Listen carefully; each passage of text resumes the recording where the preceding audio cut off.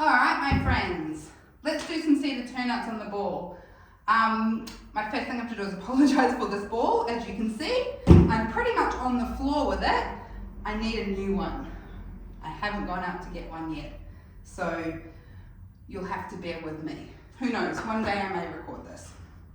But you're going to be on this lovely, beautifully safe and pumped up exercise ball that you fit in lovely and properly. How do we know that it fits your body? Your knees are going to be at more of a 45-degree angle. So it's going to sort of be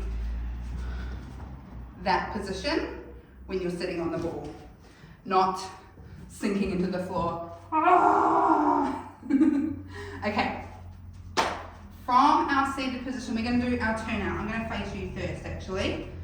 So, firstly, if we've just started working with the ball, you're going to take your foot to the front, and then you're just going to rotate, keeping the foot on the floor, out and in. Remember, when we rotate, we're using our deep rotators. We're not squeezing the glutes. So you can probably tell if you're squeezing the glutes if you're bouncing around on the ball, which is why I love doing a turnout exercise on the ball.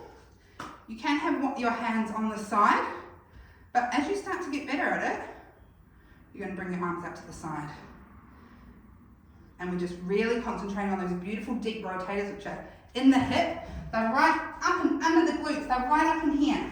Really little tiny muscles. All right? So our first one is we've got our heel on the ground. We're just rotating through there. Hand on. Once we feel secure in there, out we go.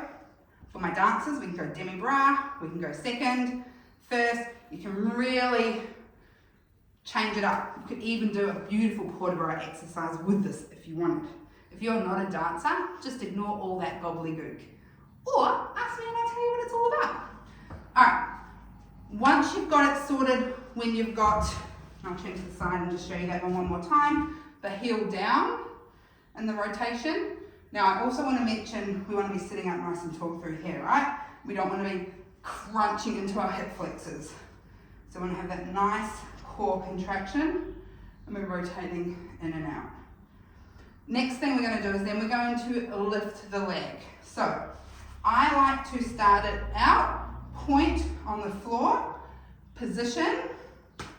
We're going to go back to hand on opposite knee, lift, find your balance, turn out, turn in, turn out, turn in. You might only do one to start off with, right? This is why we practice with it on the floor first. Once more, we essentially kind of like a weird seated tondu out to the front, or for others, pointing our foot, hand on our opposite knee, lift, rotate into turnout, parallel, turnout, parallel. That is the exercise. The main thing we want to do is keep stable on the ball. So we want to try not to do lots of rolling around, build up the reps so you can keep the leg up there. You're also going to want to watch out for grabby hip flexors. If you've got some grabby hip flexors, you might like to do some iliacus suck movements. Sounds like I'm saying that iliacus sucks. Sometimes it does, but like doing some of those beautiful movements, which definitely I have some of those videos, making sure we get the support of the hip flexors and we're not just like grabbing and holding on. We also want to watch out for this position here. Yep, we want to make sure we're up nice and tall. This position can come from a couple of different reasons. One, it could be flexibility of just we're lifting that foot up too high and we need to keep it down lower. Two, it can be core strength, just regular core strength. Three, if we're dancers, it could be our dancer core strength, which does look a little bit different sometimes. Four, could also be turnout. Five, this is not an exhaustive list and it could be a few other things. But those are the top ones that you will look out for, and just trying, the best way is to try and correct through vision, making sure we can get that core connection going, and then you can work on that turnout through there.